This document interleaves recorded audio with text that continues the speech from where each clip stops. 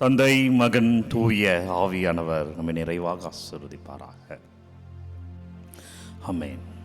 அன்பர்களே, மீண்டுமாய் இந்த வேளைக்கிழமை குழந்தை இயேசுவினுடைய இரக்கத்தில் அவருடைய அபிஷேகத்தை, அவருடைய ஆசீர்வாதத்தை அறுவடை செய்ய உங்கள் அனைவரையும் அன்போடு இந்த ஆராதனைக்கு வரவேற்கிறேன். இறைவார்த்தை சொல்கிறது, 2 கொரிந்தியர் புத்தகம் 5வது அதிகாரம் 4வது வார்த்தை வாறு சொல்லுகிறது, வாழ்வுக்குரியது. வாழ்வுக்குரியதுன்னா நன்மைகள், நல்ல சிந்தனைகள், நல்ல செயல்கள், நல்ல பேச்சுக்கள். வாழ்வுக்குரியது சாவுக்குரியதை தனக்குட்படுத்தும். எதையெல்லாம் வாழ்க்கைக்குரியதோ அதை சாவுக்குரியதெல்லாம் கட்டுப்படுத்திடும். அப்ப நீ என்ன செய்யணும்? நம்ம என்ன செய்யணும்? நம்ம வாழ்க்கையில் இருக்கிற வாழ்வுக்குரியது அது நன்மைகள், நல்ல சிந்தனை, நல்ல செயல், நல்ல பேச்சு, நல்ல உறவுகளை அதிகப்படுத்தணும். இது அதிகமாக அதிகமாக நம்ம வாழ்க்கையில் இருக்கிற தீமைகள், நம் பாவங்கள், நம்ம தவறுகள், நாம் பார்க்கிற ஊழல், அநீதிகள், சமூகத்தில் சமநிலை அற்ற தன்மை, இவை அனைத்தையுமே இந்த நன்மை இணைகிற பொழுது தீமை நம்ம விட்டு ஓடிடும். அதான் வார்த்தை சொல்லுகிறது, இறை வார்த்தை, வாழ்வுக்குரியது சாவுக்குரியதை தனக்குட்படுத்தும். நன்மையை வளர்த்துக்கோன்றார் ஆண்டவர். அப்பா நன்றி, இந்த ஆராதனைக்கு நன்றி ஆண்டவரே. ஓ குழந்தை இயேசுவே, அற்புத குழந்தை இயேசுவே, அப்பாத வேலைக்கிழமை உங்களுடைய இரக்கத்தை இதோ ஒவ்வொரு பிள்ளைகள் மீது பொழிந்தருள்வீராக. அப்பா உமது இரக்கத்தை எங்கள் மீது பொழிந்தருள்வீராக. நன்றி செலுத்துகிறோம் ஆராதனைக்கு, இந்த காலை ஆசீர்வாதத்திற்கு. இதோ பார்க்கிற கேட்கிற பிள்ளைகள் அபிஷேகத்தை அறுவடை செய்ய அப்பா எங்களோடு இருங்க ஆண்டவரே. எங்களை ஆசீர்வதிங்க தகப்பனை, எங்களை வழி நடத்துங்க. எனவே பிரியமுள்ள அன்பு இறை உறவுகளை, நமக்கு வாழ்வுக்குரியதை மிகைப்படுத்தணும். இன்றைக்கு நற்செய்தியில் அப்படிதான் பிரியமான இறை உறவுகளை. இன்றைக்கு நற்செய்தி, மார்க் நற்செய்தி 7வது அதிகாரம் 20லிருந்து 24 வரை உள்ள இறை வார்த்தையிலே, பெண் ஒருவர் அவரை பற்றி கேள்விப்பட்டு உள்ளே வந்து அவர் காலில் விழுந்து, இயேசுவினுடைய காலில் ஒரு பெண் வருகிறார், அவரை பற்றி நிறைய கேள்விப்படுகிறார், அவர் காலில் விழுகிறார். விழுந்து அவருடைய மகளை தீயாவி பிடித்திருக்கிறது. அவர் ஒரு கிரேக்க பெண். அவர் யூதரை சாராத ஒருவர். எனவே யூதருக்கு மட்டும்தான் மீட்பு அப்படின்னு நினைச்சிட்டு இருந்த காலகட்டம், யூதர்கள் நினைத்திருந்த காலகட்டத்தில் ஆண்டவர் சோதிக்கிறார் பாருங்க.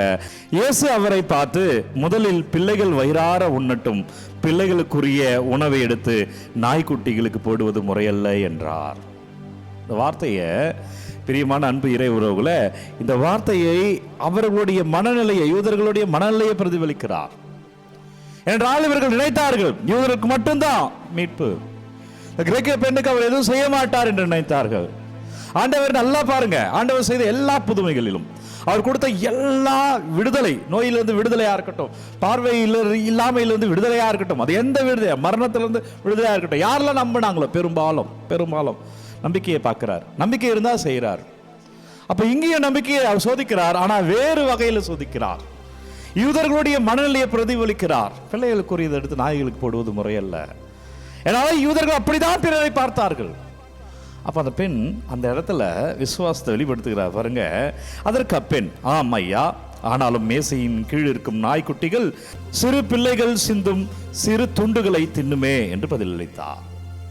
அப்ப அவர் சொல்றாரு, அப்படி இருந்தாலும் பரவாயில்ல, நாங்க மீட்புக்கு வரலனாலும் பரவாயில்ல, ஆனால் அந்த காத்திருக்கிற ஏதாவது ஒன்று உங்கள் அருள் மேல விழாதா? என் பிள்ளை மேல தீயாவி பிடித்திருக்குது, என் பிள்ளை விடுதலை அடைய மாட்டாளா? தன் விசுவாசத்தை வெளிப்படுத்துகிற அன்பர்களே, உங்கள் விசுவாசத்தை வெளிப்படுத்திக் கொண்டே இருங்கள். ஆண்டவரே அவர்கள் மனதை பிரதிபலித்து சோதிக்கிறார். அந்த சோதனைக்குரிய கேள்விதான் கேட்கிறார் இயேசு. ஆனால் அவர் அந்த நேரத்திலுக்குமே என்ன ஆண்டவரோட பேசுறீங்களா கேட்கல. இந்த விசுவாசத்தை வெளிப்படுத்துகிறார். இந்த இயேசு என்னை தொடுவார், இந்த இயேசு என்னை ஆசீர்வதிப்பார். இந்த மனிதர்கள் இல்லை என்றாலும், இந்த யூதர்கள் இல்லை என்றாலும், என் இயேசு இந்த கிரேக்க பெண்ணை ஆசீர்வதிப்பார் என்ற கிரேக்க பெண் நம்பினார்.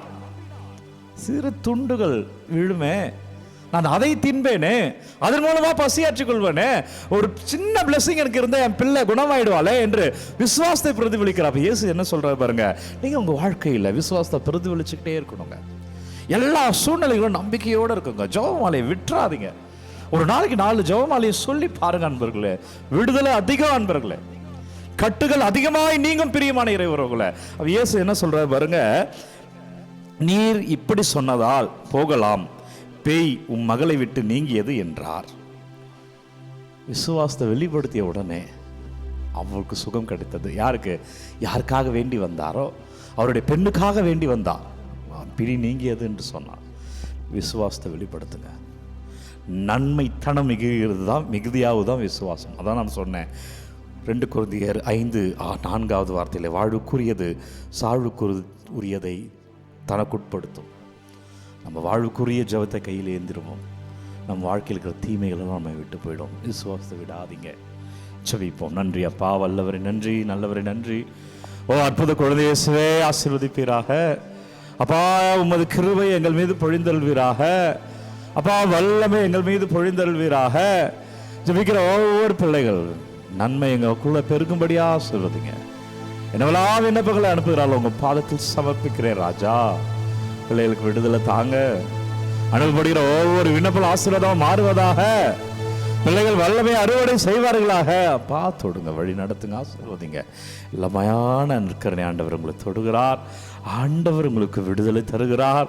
ஆண்டவர் உங்களை நிறைவாய் ஆசீர்வதிக்கிறார். எனவே தலைவணங்கி ஆண்டவருடைய ஆசீர்வாதத்தை பெற்றுக்கொள்வோம். எல்லாம் இல்லை இறைவன் நம்மை தந்தை, மகன், தூய ஆவியார் நம்மை நிறைவாக ஆசீர்வதிப்பாராக. இந்த நாளும் இனிய நாளே. பிரியமான அன்பு பிள்ளைகளை, ஒவ்வொரு நாளும் விடியற் காலை 3 மணிக்கு இந்த ஆராதனை வழங்கி கொண்டிருக்கிறோம்.